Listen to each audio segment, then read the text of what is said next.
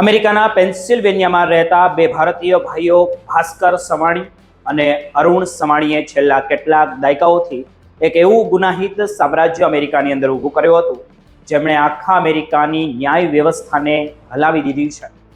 પરંતુ સવાલ એ છે કે આવું કાર્ય વર્ષોથી આપણા ગુજરાતીઓ શા માટે કરે છે?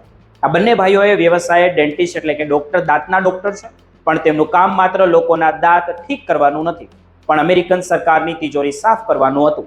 જેમાં 60 વર્ષના ભાસ્કર સવાણી અને 58 વર્ષના અરુણ સવાણીએ મળીને સવાણી ગ્રુપ નામની એક આખી કંપની અને મોટું નેટવર્ક બનાવીને ઊભું કર્યું હતું। આ નેટવર્ક એટલું વિશાળ હતું કે તેમાં અનેક ડેન્ટલ પ્રેક્ટિસ અને રિયલ એસ્ટેટના બિઝનેસ શામેલ હતા। જ્યાં ભાસ્કર સવાણી તબીબી કામગીરી અને પ્રેક્ટિસનું સંચાલન કરતા હતા, તો અરુણ સવાણી તમામ નાણાકીય વ્યવહાર અને પ્રોપર્ટીનું કામ જોતા હતા।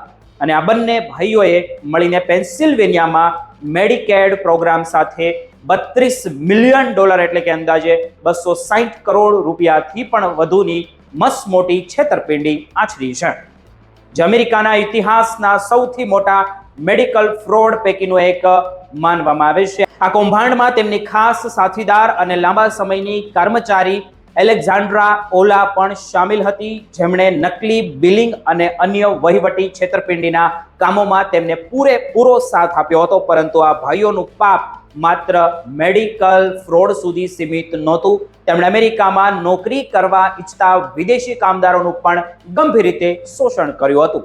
અને આ માટે તેમણે ખોટી રીતે અસંખ્ય H-1B વિઝાની અરજીઓ ફાઇલ કરી હતી, અને જ્યારે આ લોકોને નોકરી મળી જતી હતી ત્યારે તેમના પગારમાંથી ગેરકાયદેસર રીતે પૈસા પાછા માંગતા હતા, જેમને કિકબેક કહેવામાં આવે છે। આમ તેમણે અમેરિકાની ઇમિગ્રેશન સિસ્ટમ અને લાચાર વ્યક્તિની મજબૂરીનો પણ ભરપૂર ફાયદો ઉઠાવ્યો હતો। એટલું જ નહીં, પણ જ્યારે સરકારે તેમની ગેરનીતિઓને કારણે તેમના મેડિકલ કોન્ટ્રાક્ટ રદ કરી દીધા, ત્યારે પણ તેમણે હાર માની નહીં અને બીજા અન્ય ડોક્ટર્સના નામે નકલી ક્લિનિક ખોલીને છેતરપિંડી ચાલુ રાખી હતી, જેમાં તેમણે એવા કામના અને સારવારના પૈસા સરકાર પાસેથી લીધા હતા કે ક્યારેક એવા કામ કરવામાં જ નહોતા આવ્યા, અથવા તો જેની કોઈ તબીબી જરૂર જ નહોતી। આટલી મોટી રકમ છુપાવવા માટે તેમણે મની લોન્ડરિંગનો સહારો લીધો હતો, જેમાં તેમણે સેલ કંપનીઓ અને અનેક બેંક ખાતાઓનો ઉપયોગ કરીને પૈસાની હેરાફેરી કરી હતી। અને જ્યારે ગ્રાઉન્ડ જ્યુરી દ્વારા આ મામલાની તપાસ શરૂ કરવામાં આવી, ત્યારે તેમણે તપાસમાં અવરોધ ઊભો કરવાનો અને પુરાવાઓ સાથે છેડા કરવાનો પણ પ્રયત્ન કર્યો હતો। વધુમાં ભાસ્કર સવાણી પર તો નકલી અને ખરાબ ગુણવત્તાવાળા મેડિકલ ડિવાઇસ બજારમાં વેચવાનો પણ ગંભીર આરોપ સાબિત થયો છે।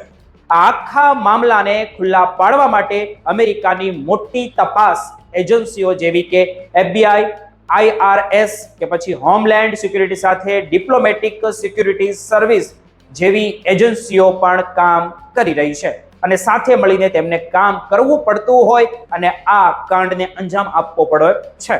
અને આખરે લાંબી કાનૂની લડત બાદ 9 માર્ચ 2026ના રોજ જ્યુરીએ આ બંને ભાઈઓને રેકેડિંગ, મની લોન્ડરિંગ અને વિઝા ફ્રોડ જેવા અનેક ગુનાઓમાં દોષી જાહેર કર્યા છે। હવે તેમની સજાની જાહેરાત જુલાઈ 2026માં થવાની છે, જેમાં ભાસ્કર સવાણીને 420 વર્ષ અને અરુણ સવાણીને 415 વર્ષ સુધીની જેલની સજા થઈ શકે છે। એટલે કે જો બધી સજાઓ ભેગી કરવામાં આવે તો 800 વર્ષથી વધુનો સમય થાય છે, જેમનો અર્થ છે કે આ બંને ભાઈઓ હવે ક્યારેય જેલની બહાર નહીં આવી શકે। મિત્રો, આ કિસ્સો તે દરેક ભારતીયો માટે એક મોટો બોધપાઠ છે, જે અમેરિકામાં સફળતા મેળવવા માટે ટૂંકા અને ગેરકાયદેસર રસ્તાઓ અપનાવે છે, કારણ કે અમેરિકામાં કાયદાથી લાંબો સમય બચી શકાતું નથી, અને તમારી એક ભૂલ તમારા આખા સમુદાયનું નામ પણ ખરાબ કરી શકે છે। આ ભાઈઓએ એક સમયે મોટા નેતાઓ સાથે ફોટા પડાવીને પોતાના ધાક જમાવતા હતા, પણ આજે તેમની પાસે જેલની અંધારી કોટડી સિવાય કશું જ બચ્યું નથી। કોઈ પણ દેશમાં જઈને મહેનત અને પ્રમાણિકતાથી મળેલી સફળતા જ સાચી છે, બાકી ગેરકાયદેસર રીતે બનાવેલા કરોડોના સામ્રાજ્ય એક દિવસ ધ્વસ્ત થઈ જાય છે। અને આ ભાઈઓના કિસ્સાએ સાબિત કરી દીધું છે કે કાયદો ગમે તેટલો મોટો પણ ગુનેગારને તેના અંજામ સુધી પહોંચાડીને જ રહે છે।